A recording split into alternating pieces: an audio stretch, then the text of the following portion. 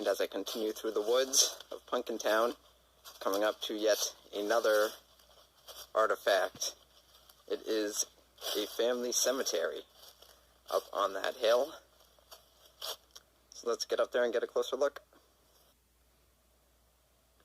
You can see this is the Plaisted family cemetery.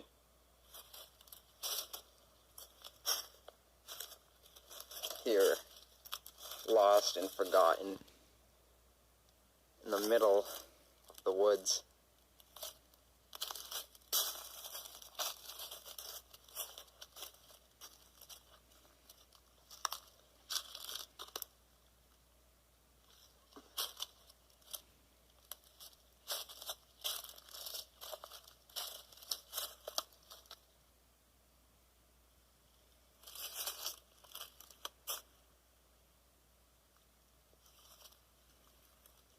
Mill Pond in the distance as their cemetery sits up here on a hill. And it is from the 1800s. A lot of the headstones are very difficult to read, but you can see that one says 1858.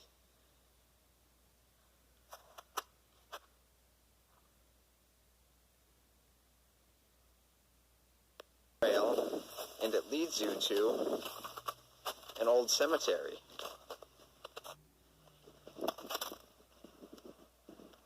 So this is the third hiking adventure in a row with an old cemetery in the woods.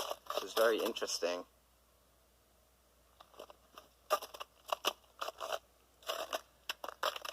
It's from the 1800s. It's 1804.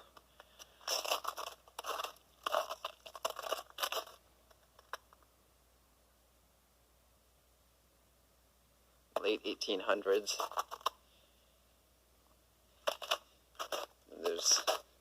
These ones have a fence cutting them off from the rest of them, which is interesting. That rock is unmarked. This one looks newer. You can read that one easily. 1850s. And another piece of history here is the Littlefield family cemetery here in the woods.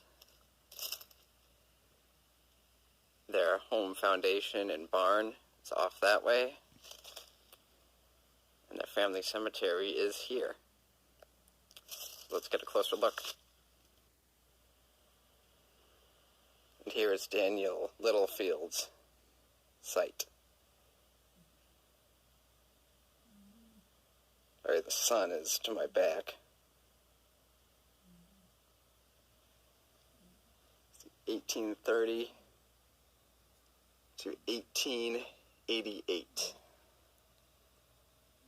That was his wife. He was 1821 to 1881, I believe. It's kind of hard to read. And here is the foundation, what remains of the Littlefield homestead from colonial times.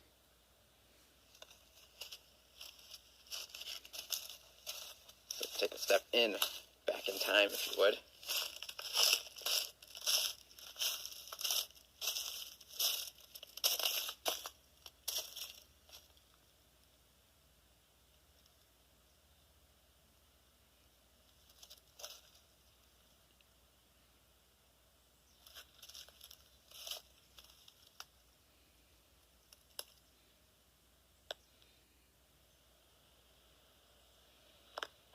One more quick pan around from the middle.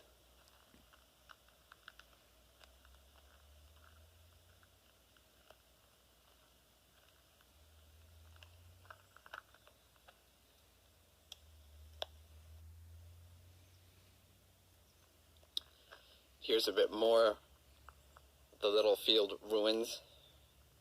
I believe this was their barn foundation here. This is where their barn was. The home foundation is over that way. And here is the Tarleton Homestead cellar hole. This is Tarleton Road that we've been walking down. And not too far away from the old cemetery. That was the Wigan family cemetery, by the way. Have a cellar hole.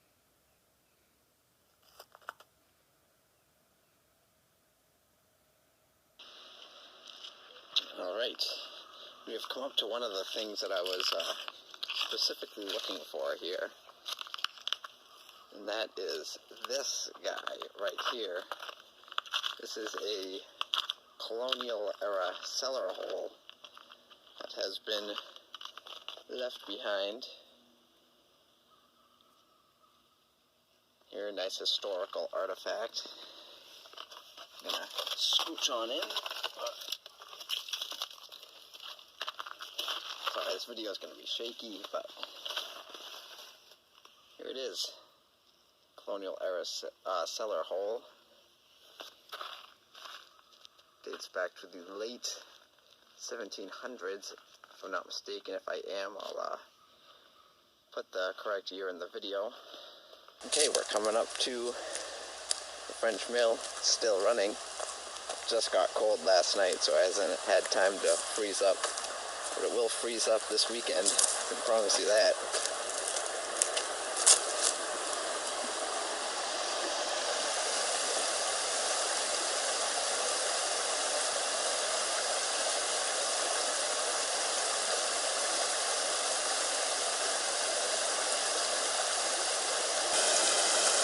So before I go up to the falls, which are right over there, I just want to show you this. You can see a stone foundation right there. This, it's an old mill site. It used to be here. It's pulled up back there. That is the remnant, oops, did they flip a bit, of the old mill. Let me get onto this bridge. So I'll be back when I get on that bridge. There's a lot of ice on this trail. Be careful.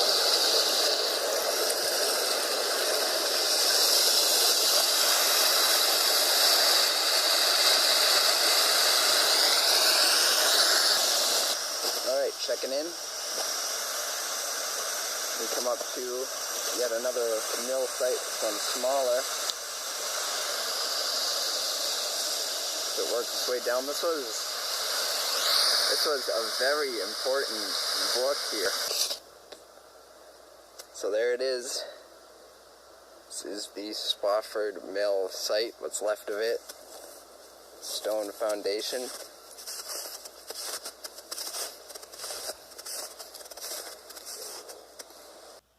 And we just passed alongside this old cabin.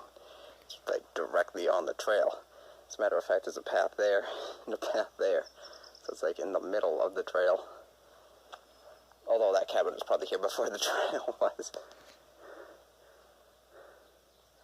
Well, that's interesting. Still got its wire connected.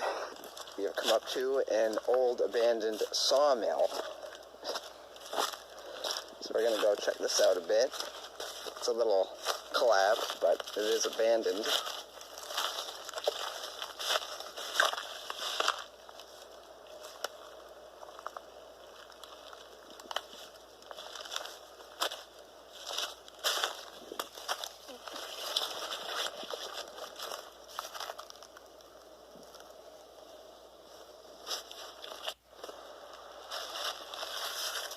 Is a bit scattered on the ground. And if we come over here, look on inside, we have an old Jurassic Park Jeep in here.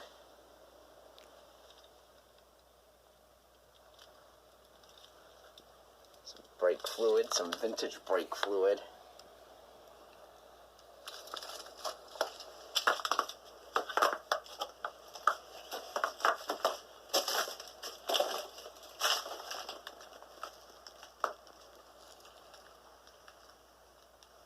There it is. Alright, well, we came up to this shed. The door has a lock on it, but it's unlocked. I don't know what that's about. I didn't see anything about that. There is the John Page boulder. I wasn't sure if it was going to be marked, but I guess this pole does it. There's no sign.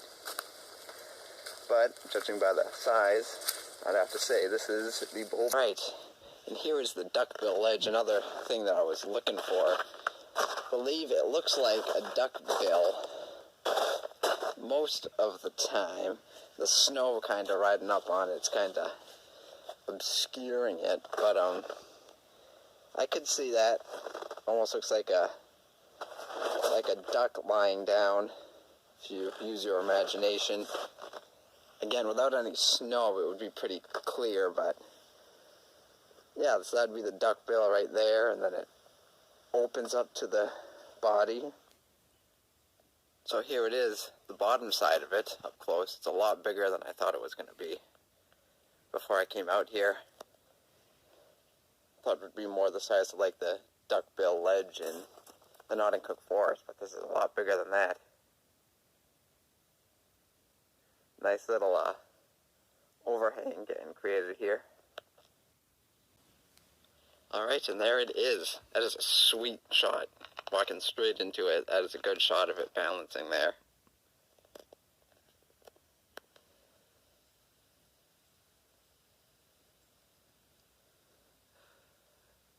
Oh, that's awesome. Alright, let's get a closer look. That is so cool.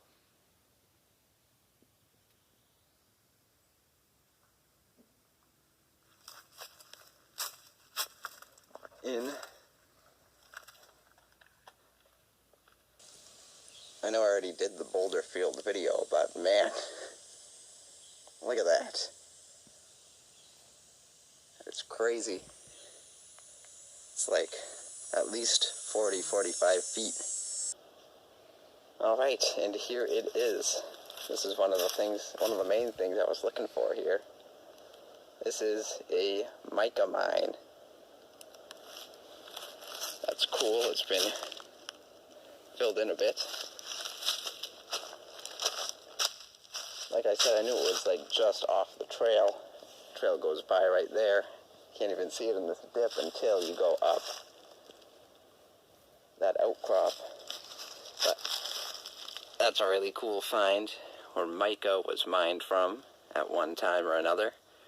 This is our little hidden cave right here. Not very deep, but it's kind of where the blue blazes ended. We'll jump in a little bit.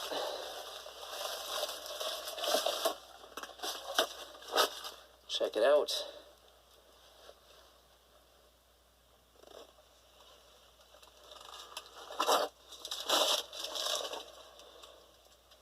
Some nice ice up there. Ice formations. It's a really cool looking ice formation there. So that is the deepest point. And there's an old piece of equipment as we have stepped out onto the summit of Oak Hill. Yeah. I know there are a lot of formations like this around. This isn't it, but pretty neat.